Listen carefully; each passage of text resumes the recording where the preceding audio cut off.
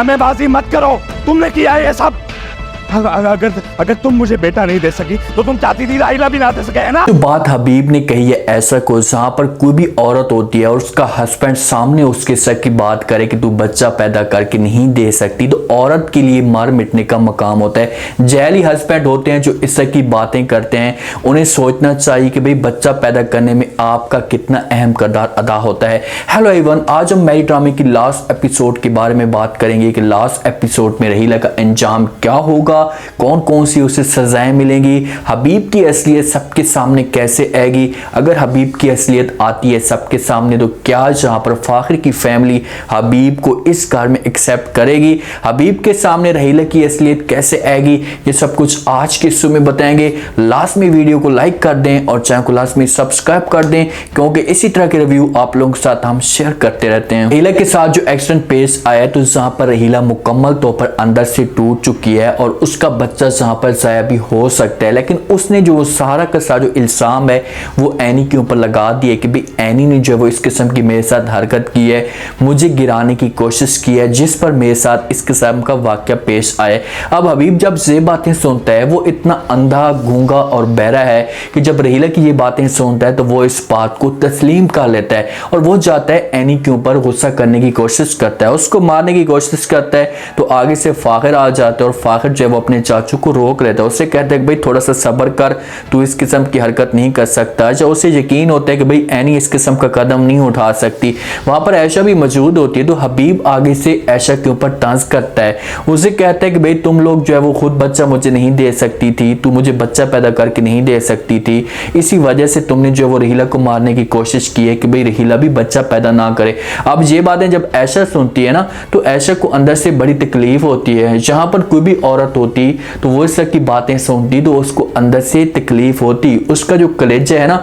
वो चीर कर बाहर आ जाता, उसको बहुत ज्यादा दुख होता कि यार देखें कि मेरा हस्बैंड मेरे सामने इस की बातें कर रहा है कि तू बच्चा पैदा नहीं कर सकती। की बातें जो वो हस्बैंड को आगे से सोचनी चाहिए कि भाई बच्चा पैदा करने में आपका कितना अहम किरदार अदा होता है। ये तो नहीं है कि भाई आगे से औरत के ऊपर छोड़ दे, ना तू कुछ कर ना कोई हिम्मत कर और यही औरत को कहे कि भाई तूने मुझे बेटा पैदा करके देना है, अगर बच्ची पैदा हुई तो आपका जो हाल होगा वो बुरा होगा, आपकी जो माशरे में जो वो इज्जत नहीं होगी। ये चीजें हकीकत में भी हो रही होती हैं, आप अमली तौर पर जिंदगी में ये चीजें देखें तो आपके सामने ये चीजें पेश आएंगी, खास तौर पर सिंध में ये चीजें आपके सामने पेश आएंगी। अब लास्ट एपिसोड में रहीला का अंजाम क्या होगा, जिस हिसाब से रहीला ये हरकतें करती जा रही है और वो हबीब को जो वो बार बार जो अपनी तरफ मैल करती है, उसे भड़काती जा रही कि भाई ये सब कुछ जो आज मेरे साथ हुआ है, ये सारी की सारी वजह जो वो एनी और ऐशा की है, इन्होंने जो है मेरे बच्चे को मारने की कोशिश की है, इसी वजह से बच्चा जब पैदा होगा तो इस घर का जो वो मालिक बन जाएगा या जायदाद का हिस्सेदार बन जाएगा,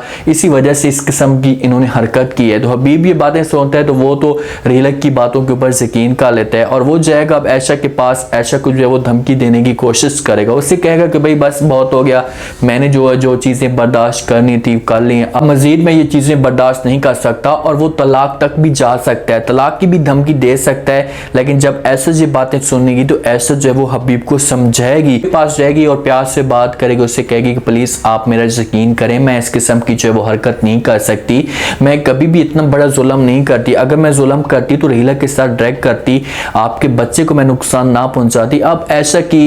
एनी की बेचारी की सोच या उनकी नीयत जो है वो साफ है, रहीला की जो नीयत है वो उसके अंदर खोट है, उसके अंदर इतनी बुराई भरी हुई है कि वो चाहती है कि ये सारा का सारा जो घर है वो मेरे पास आ जाए। हबीब ऐसा ऐसा बिजनेस को जो वो अपनी मुट्ठी में करता चाह रहा है, ऐसा ऐसा बिजनेस को जो अपनी मुट्ठी में कर चुका है, समीना बेगम के सामने अच्छा भी बांध चुका है, उनके दिल में ऐसा ऐसा जगह भी बना चुका है कि मैं जो बात भी कहूंगा समीना बेगम के सामने समीना बेगम मेरी बात मानती जाएगी, और ऐसा होता ही जा रहा है। जो भी बात करता है ये समीना बेगम के सामने समीना बेगम इसकी बात मान लेती है, क्योंकि इसने इस हिसाब से ऊपर से प्रेशर डाला हुआ है, ये इस हिसाब से इसने गेम चली हुई है कि ये लोग समझना शुरू हो चुके हैं कि भाई हबीब के बगैर हमारा जो बिजनेस है ना वो किसी काम का भी नहीं है। आप कुछ लोग आप लोगों ने देखे होंगे कि जो बातों के जो होते हैं महर होते हैं और बातों से अगले बंदे को मुतमिन कर लेते हैं। हबीब की कहानी भी इसी तरह की है, वो ऐसे सीन करता चाह रहा है। समीना बेगम और फाखिर जो है ये समझते हैं कि लाजमी तौर पर भाई हबीब जिस हिसाब से बातें कर रहा है तो उस हिसाब से काम का मास्टर भी है।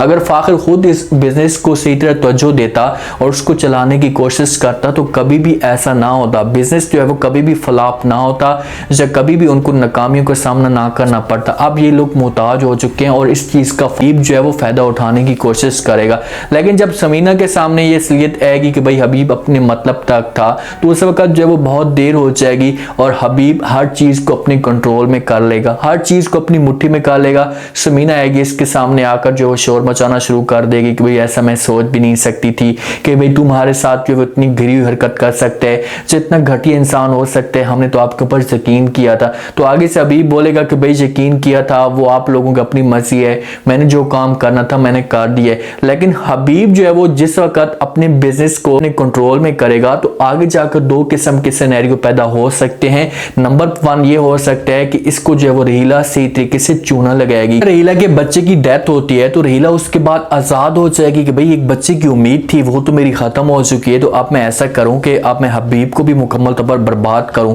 तो वो हबीब को भड़काएगी, उससे जो बिजनेस सारा का सारा अपने नाम कर लेगी। उसके बाद हबीब को हो सकता है कि किक मार दे। दूसरा जो वो सिनेरियो ये पैदा हो सकता है कि जिस वक्त हबीब के सामने उसके पास सारा बिजनेस उसके पास आ जाए तो उसके बाद जो है वो रहीले की असलियत ऐसा ऐसा हबीब के सामने खुलना शुरू हो जाए, तो उसके सामने ऐसा ऐसा असलियत आना शुरू हो जाए कि भाई ये कितनी गिरी हुई है, किस हिसाब से जो है वो घर को ये बर्बाद करने की कोशिश कर रही है। जब असलियत आएगी तो उसके बाद जो माफी मांगने की कोशिश करेगी रहीला कि भाई मुझसे बहुत बड़ी गलती हो गई है, मुझसे माफ करते, मैं दोबारा जो है इस किस्म की हरकत नहीं करूंगी या दोबारा इस किस्म के काम नहीं करूंगी। लेकिन हबीब बोलेगा कि भाई अब बहुत देर हो चुकी है, मैंने भाई तुम्हारी वजह से जो पूरे खानदान वालों के साथ बिगाड़ी है, जो तुम्हारी वजह से पूरे खानदान वालों के साथ ताल्लुक खत्म किया है, अब मैं तुम्हें कैसे माफ कर सकता हूँ। हबीब लाजमी तौर पर रहीला की वजह से अपने खानदान वालों के साथ जो है वो रिश्ता मुकम्मल तौर पर खत्म कर चुका है। फराज को तो अपनी गलती का एहसास हो चुका है, उसके सामने तो ये असलियत आ चुकी है, जो उसके सामने ये बातें जो है वो जहर भी हो चुकी हैं। इसी वजह से उसने अपने खानदान वालों से माफ़ी भी मांग ली है कि भाई जो कुछ भी होना था मुझसे बहुत बड़ी गलती हो गई है, आप लोग मुझे माफ़ कर दें। तो खानदान वाले माफ़ भी कर देते हैं। अब कहानी सिर्फ और सिर्फ हबीब के ऊपर अटकी हुई है कि कब जो है वो हबीब को अपनी गलती का एहसास होता है, जो हबीब को कब जो है वो सज़ा मिलती है। रहीला को तो समझो सज़ा मिलना शुरू हो चुकी है, उसके जो बुराई के जो दिन है वो ऐसे शुरू हो चुके हैं। अब उसका सिर्फ और सिर्फ जो है वो अंजाम बुराई होगा। हबीब का देखना जो है जिस हिसाब से हबीब को दिखाया जा रहा है तो मुझे इस हिसाब से लगता है कि ख़ानदान वाले जो होंगे वो हबीब को माफ़ कर देंगे, उसे कहेंगे कि भाई चलो जो कुछ भी होना था हो चुका है, क्योंकि बड़ा है और इसके बगैर ख़ानदान जो चलना मुश्किल हो जाता है। जो फैमिलियों के अंदर ये चीज़ें होती हैं तो इसी वजह से फ़ाखिर वाले या सारे के सारे सोचेंगे एनी वाले कि यार चलो हमारा अपना है, इसे भटक चुका था, अब एहसास हो चुका है तो अब हम इसे माफ़ कर देते हैं। इनके अंदर कोई चीज़ रह नहीं चुकी, अब सिर्फ और सिर्फ ये चीज़ें सामने नज़र आ रही है कि भाई रहीला का अंजाम से होगा या हबीब का अंजाम से होगा। आप लोग क्या कहते हैं कमेंट सेक्शन में लाजमी बताइएगा। आपकी क्या राय है कि भाई हबीब को सज़ा मिलनी चाहिए या हबीब को माफ़ कर देना चाहिए। हबीब को मैं तो कहता हूँ कि माफ़ कर देना चाहिए, सज़ा उसे थोड़ी बहुत मिले, उससे सज़ा इस हिसाब से मिले कि रहीला जो है वो इस एक दफ़ा चूना लगाकर यहाँ से चली जाए। ये हो सकता है कि रहीला को ये लोग माफ़ कर सकते हैं और एक ही ख़ानदान में जो है वो सारे के सारे फिर मिलकर रह सकते हैं। उम्मीद है आज का रिव्यू, आज का ये टीज़र आप लोगों को पसंद आया होगा। आपने कमेंट सेक्शन में अपनी कीमती लाजमी दिन बताया आपको क्या लगता है, क्या लास्ट एपिसोड में जो वो हबीब को कड़ी से कड़ी सज़ा मिलनी चाहिए या हबीब को माफ़ कर देना चाहिए। रहीला का लास्ट एपिसोड में अंजाम क्या होगा, उसके साथ आगे जाकर क्या होगा। उसे सज़ा तो मिल चुकी है कि इसके बच्चे की जो वो डेथ हो सकती है, उसके बाद जो वो ऐसे कैसे अपनी गलती का एहसास होगा। लाजमी रह दीजिएगा, चैनल को लाजमी सब्सक्राइब कर दीजिएगा। अपना खास ख्याल करें। शुक्रिया, अल्लाह हाफिज़।